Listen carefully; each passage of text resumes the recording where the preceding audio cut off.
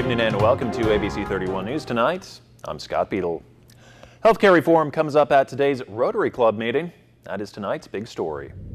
Today's meeting was held on the LSUA campus with guest speaker Nancy Hellier. She's the CEO of Christus Health Louisiana and president of Christus St. Francis Cabrini Health System. I'm going to speak about healthcare Louisiana style, particularly what's upcoming in the general session with the legislature due to what the governor has proposed as budget cuts in his bill. As you know, constitutionally, we can only hit higher education and healthcare for any budget cuts, and so therefore, I want to apprise the audience of what this means to Central Louisiana. They're talking about cutting our public-private partnership, which is the replacement for the charity hospital, Huey P. Long, and they're talking about cutting our funding about $9 million in the next state fiscal year. Healthcare will be discussed during the next regular legislative session in Baton Rouge. That session is set to begin on April 10th. John Bel Edwards paid Alexandria a visit yesterday afternoon. The governor met with residents and education specialists at the Louisiana Special Education Center while touring the facility and learning about what the center does for its residents. After his tour, he spoke briefly on the upcoming legislative session. I've been around the state for the last 10 days or so, meeting with every regional delegation, talking about this session coming up on April the 10th and how critically important it is that we find a way to come together, fix our problems, because we have a cliff coming at us, a revenue cliff, in July 1st, 2018. This is the last regular session before then when we can do fiscal matters. And so trying to come up with a plan that will stabilize the state further. We're in much better shape this year than we were last year, but we still have a cliff we have to deal with. So I've been going around the state doing that. Governor Edwards plans to make significant changes when it comes to taxes. His plan was set to be announced on Monday, but it has been postponed to later this week for further consideration. An Alexandria man is arrested for allegedly accosting an employee of the DA's office on the courthouse elevator. 32-year-old Gerald Jamar Antwine Jr. is charged with battery and sexual battery. Rapids deputies say he tried to hug and kiss the woman and behaved in an inappropriate manner until the elevator opened and she got away.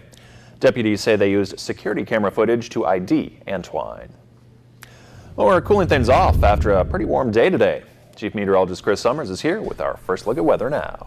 Hey, Scott. Yeah, temperatures once again into the mid-80s here late this afternoon. A high of 85 degrees here in Alexandria. Now we watch the system to our west as it gets a little bit closer, maybe late in the day Wednesday through the day Thursday. Could bring some strong to severe storms back to our area. Need to be weather aware Wednesday night and into Thursday. Could see damaging winds, hail, and heavy rain with some of the storms that do develop. Now once that system blows on through here, then we get some seasonal temperatures back by Friday. It puts highs back in the low to mid 70s. And lots of sunshine, nice way to end March. And by early in the weekend, though, the weekend starts out pretty good. Temperatures will be in the 80s by Saturday, but by Sunday, could see some more storm chances that could end there, actually could get into early next week as well, with more chances of storms by early next week. And we'll talk more about that with your 7-day forecast coming up in just a few more minutes. Thanks, Chris. Holy Savior Menard High School will be performing Bye Bye Birdie for their upcoming spring musical. It's enlisted into the Army, and his fan club goes crazy because they're going to lose him. And a plot thickens when his music producer's secretary decides that she no longer wants the music producer to be in the music industry. She wants him to go back home and teach and become married to her. Okay. So she decides to do a little mixing around of things so that Conrad Birdie goes, yeah, so that Conrad Birdie goes away for good, in hopes that her producer lover will go back to being a teacher and marry her. That musical will run from April 5th through the 9th at the Coughlin Saunders Performing Arts Center. Tickets are available online, at the school, and at the door. Louisiana is, of course, famous for seafood. An effort is underway to connect chefs across the state with the freshest ingredients available so they can prepare the dishes that nearly everyone craves. LSU Ag Center correspondent Craig Gautreaux has our story. It's called plate freezing, and it allows shrimpers to market their catch in ways consumers of seafood can benefit. The process involves freezing the catch immediately on the boat.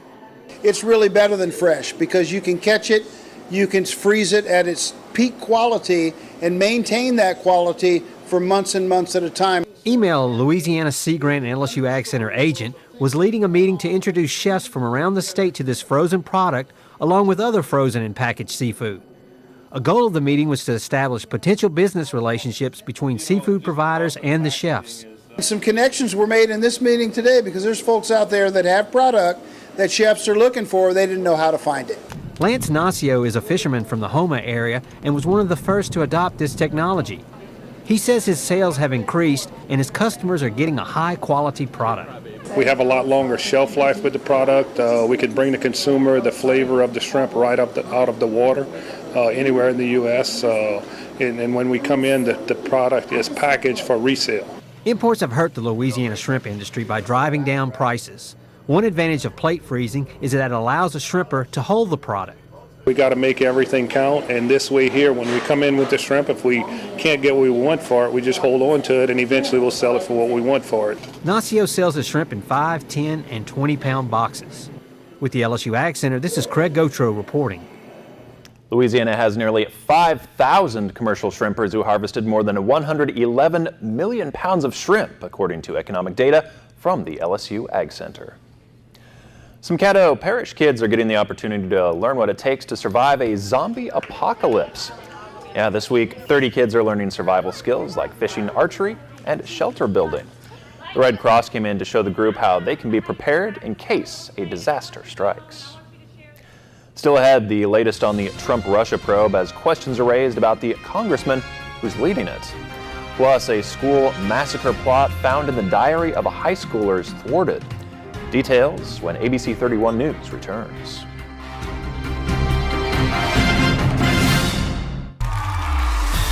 Only one doctor brings health right to your home. Dr. Oz. Every day is a new chance for change, and everyone can start right now. With all new ways to feel encouraged, inspired, hopeful, confident, proud, positive, special, feel better every day. Make an appointment with Dr. Oz. Check in for your daily checkup. Dr. Oz, airing weekdays at 11 on KLAX TV.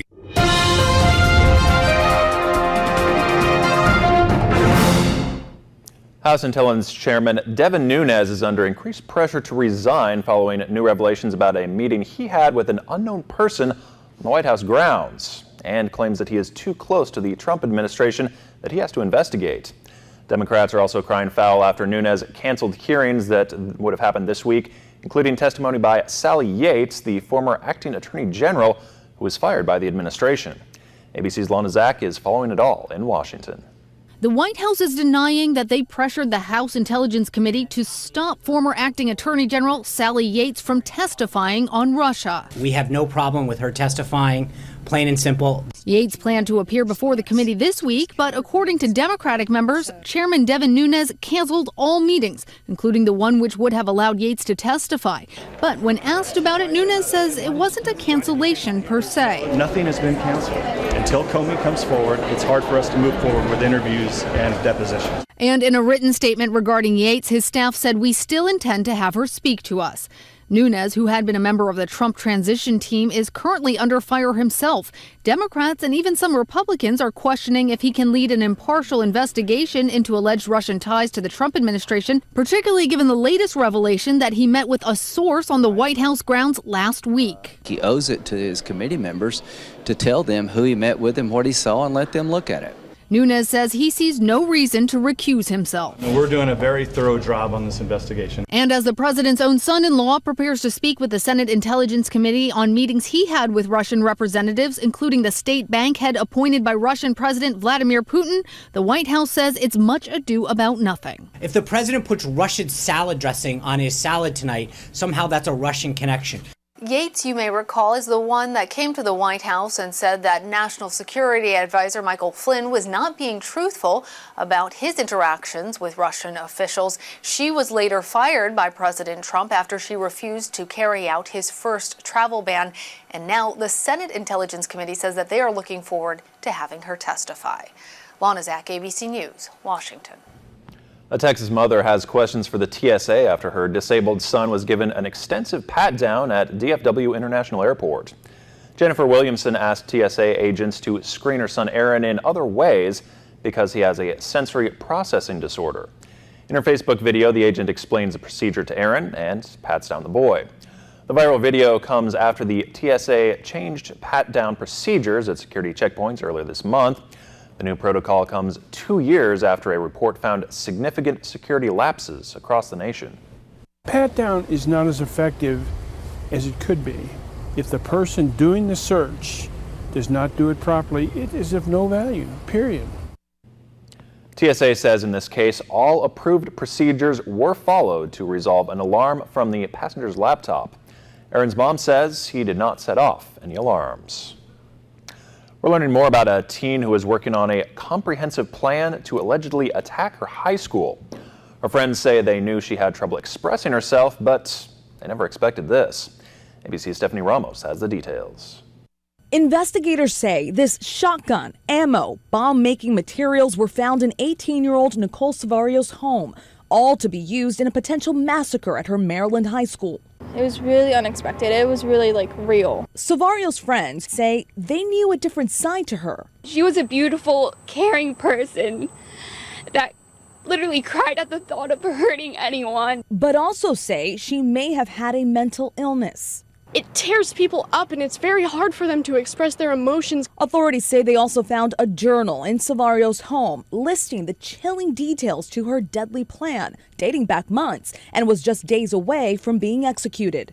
They say her parents found the journal. The father then called police. It was also clear in her diary that she planned to die during this event. According to police, there's no indication anyone else was involved in this alleged plot and don't have a possible motive. The fact that a young woman can carrying out an attack much like Columbine or Sandy Hook. It's part of a troubling trend. An ABC News investigation found that in the last 17 years, there have been at least 79 thwarted school massacre plots. And in more than half of them, the would-be attackers mentioned Columbine. And for a woman to be involved in a would-be attack like this, it's rare. I want her to be happy and I want her to be safe and I want her to be healthy. The teen was taken into custody while at school on Thursday. She's still in the hospital undergoing an overall health evaluation. When she's released, she'll be arrested and charged. Stephanie Ramos, ABC News, New York. Get ready to pay more at the gas pump. AAA predicts prices will jump by about 40 cents a gallon during the summer driving season and will be about 70 cents higher than last summer. A new survey finds nearly 25% of drivers think prices are already too high and say they'll likely cut down on driving to save money.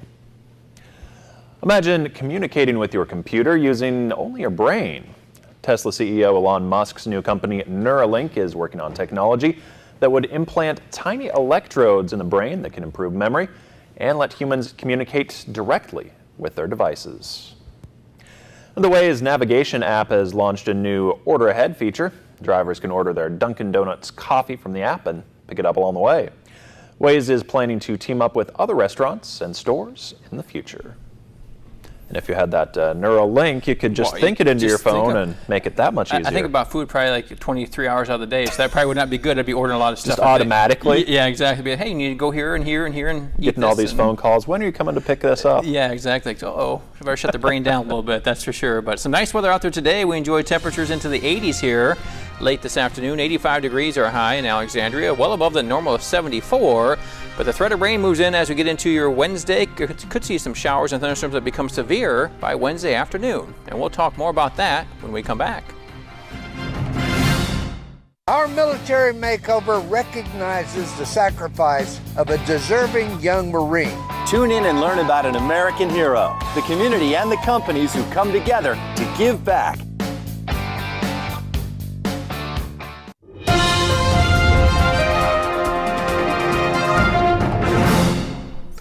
And welcome back, everyone. A good Tuesday evening to you. Temperatures out there today into the 80s once again. Some very nice weather for this time of year. 85 degrees are high here in central Louisiana, but we are watching a system off to our west already producing some severe weather in Oklahoma and Texas. That system will eventually get into our area by Wednesday afternoon and evening and could last into early in the day on Thursday too. So strong to severe weather, very possible. Need to be weather aware as you head into the afternoon hours and evening of your Wednesday. We could see showers and thunderstorms that could be strong to severe year. And again, damaging winds and hail, heavy rain possibility, but also some heavy rain and flooding a possibility of some of those storms as well. Now, once that system moves out of here, then temperatures drop back into the 70s before the end of the work week. So by Friday, some very seasonable temperatures back with mostly sunny skies, and then more nice weather for at least the start of the weekend. But by the time we get to Sunday, could see some storm chances returning to our area. So here's what it looks like on the surface map for your Wednesday. Again, that area in red just off to our west is where we'll see the severe weather during much of the day on Wednesday. We're going to still be right ahead of that, but we're going to be in the warm and humid air. That's going to help fuel these showers and thunderstorms throughout the day. And then some cooler air coming in right behind it with some windy conditions too through parts of Texas. So the slight risk of severe weather is still indicated here by this area in red on our map. And again, we're going to see mainly into Wednesday night the chance of severe weather in our forecast, damaging winds, hail, flash flooding, even isolated tornadoes possible too. But again, as this system continues to push to the east, to our west we'll first see it. Of course, western Louisiana will see the severe weather first during the day on Wednesday, and then by Wednesday night into Thursday, that's when we could see that severe weather around as well. So how does it look as far as severe threats go for us, as far as the level of threats around our region here in central Louisiana? We're going to see moderate to a threat of wind and hail as your primary concerns. May see a little bit of flooding possibly too. Tornadoes are on the low category. I wouldn't say tornado threat is zero, but definitely low possibilities of isolated tornadoes happening. It looks like this will be more of a squall line or more of a line of showers and thunderstorms that comes through, and those lines usually produce hail and wind as the damaging factors for a line of showers and thunderstorms Wednesday night into early Thursday. So through much of the day, we'll enjoy temperatures in the 80s once again. Wednesday, 82 degrees a high with partly to mostly sunny skies. And again, we'll see those south-southeast winds continuing at about 10 to 15 miles per hour. 81 outside right now. Does feel like 81 degrees as well. Southeast winds at 14 miles per hour. That dew point at 63, and our pressure is holding steady. High temperatures from today. We did make it back again to mid-80s through much of the area. Some very warm temperatures this time of year. I think we'll stay in the 80s for your Wednesday before that cooler weather moves in for the end of the work week. 66 for tonight. Mild with clouds increasing. Southeast winds at about 5 to 10 miles per hour. Go for a high of 82 degrees for your Wednesday. Again, south-southeast winds continuing. There's that chance of storms as we get to Wednesday night, Thursday. Right now, Friday looking pretty good, 78. And weekend does have another chance of rain by Sunday and Monday as highs on Saturday get into the low 80s, but we'll be back in the mid-70s for early next week. Scott? Parents may not need to go so nuts over food allergies. With more, here's Dr. Timothy Johnson. Your child has a nut allergy. Those words from a doctor lead to constant worry, a long list of foods they have to avoid, difficulty at school and in social settings. But that may all be changing. Researchers looked at the records of kids with a proven allergy to a tree nut, a nut like almonds, cashews, or walnuts. Those are different from peanuts, which grow in the ground. Kids allergic to one tree nut are often warned not to eat other tree nuts, just in case, drastically limiting the foods they might eat. But when the doctors did an allergy blood test on other kinds of nuts, if blood reaction to the tree nut family was below certain levels, most kids, 86% in fact, were safely able to eat other nuts. This doesn't mean parents should stop being careful about what their kids eat. The kids in this study were monitored after eating the nuts, and their sensitivities to the nuts had been medically measured as relatively low. But what this does mean is that perhaps over time, some kids will be able to eat more nuts after checking with their doctors. And that's something that might keep their parents from going nutty. With this Medical Minute, I'm Dr. Timothy Johnson. Breastfeeding may reduce hyperactivity in children. Researchers studied about 8,000 families living in Ireland. They found children who were breastfed exclusively for 6 months had fewer hyperactive behaviors than their peers up to the age of 3. There was no link between breastfeeding and children's cognitive abilities. For the first time, scientists are linking genes and brain activity to memory. Doctors at UT Southwestern identified more than 100 genes they say play an important role in how and what people remember. Coming up in sports, hear from NSU's softball and baseball coaches on what they think about their teams at this point of the season. And we'll show you what Raiders fans were doing today in Vegas after hearing the major announcement about the team's move there.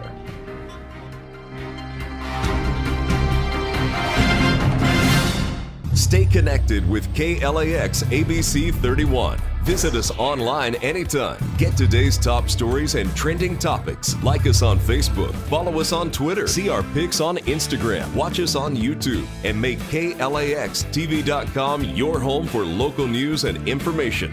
Plus, download the KLAX weather app for your smartphone or tablet. Get live current conditions, radar maps, alerts, and more. More ways to stay connected with KLAX TV.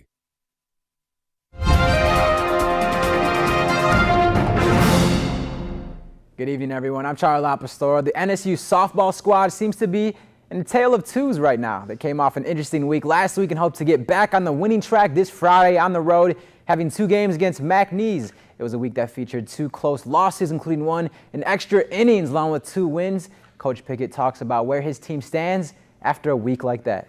Well, I think the last couple of weeks we've been playing better. Been fighting a little more. Our focus has been there more consistently through the games.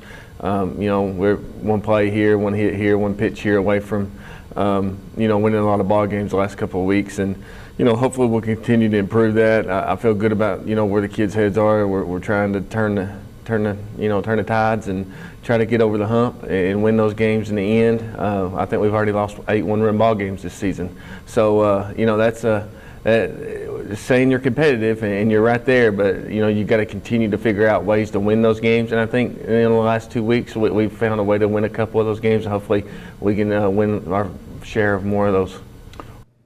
When it comes to the baseball team, they're 1-8 in their last 9 games. They'll hope to turn that around, though, after playing some of those games on the road, and are back at home tonight. Hopefully most of you at that game that just started at Brown Stroud Field. But for those who aren't right now, hear what Coach Barbier had to say earlier this week. It's good. It's comfortable. It is comfortable. We like to think that we teach them that shouldn't matter, but it is nice to be back home and in a comfortable setting with our fans and sleep in their own bed a little bit. But I wouldn't use that as an excuse, but it is nice to be home. Yeah, to have Lamar the other day on the way down, and they've got a great team. I think they swept their conference weekend this past weekend, so they're playing well. Really swing the bat. I thought the arms that they ran out at us on Wednesday were also good. So it'll be a good test for us. Get some new guys out there on the mound with the 5-game week. So let's see what they can do. Raiders fans throughout the world had today to either be upset or celebrate if you're a Las Vegas resident after the major announcement Monday that the team is moving from Oakland to Vegas. I saw that my buddy who lives in Vegas was asking if he can become a bandwagon fan now. I'm sure that's what a lot of people are thinking. And today, fans went to the Vegas welcome sign to celebrate. Fans brought signs and flags to celebrate their team. The stadium in Las Vegas won't be ready until 2020, so the Raiders will play in Oakland for the next 2 years. The plans for 2019 will reportedly be determined later. Lots of black and silver out there in Vegas. Oh, yeah, and I don't think you're a bandwagon fan if a team moves to your city. You're just cheering for your new home team. Your new home team. Yeah. That's right. Thanks, Charlie. No problem. Mustang in the rearview mirror turns out to be a real horse. Or a couple created commotion during a busy commute. Next on ABC 31 News. Inside LSU Baseball. Brought to you by Randy Wiggins, State Farm Agent, and Take 5 Oil Change. Join us Sundays at 10 on KLAX TV.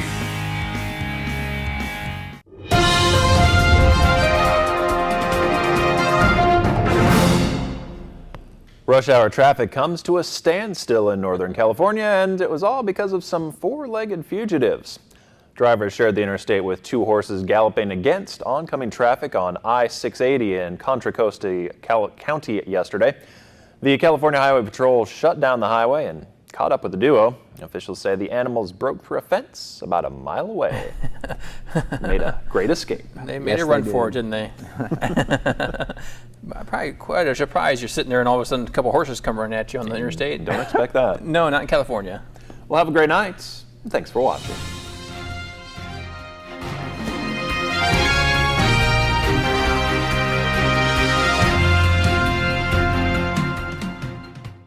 When it comes to cleaning up the streets of Boston, this is who I am. This is what I do. Now get me in there. He did it, and I know where the proof is. It's ladies first.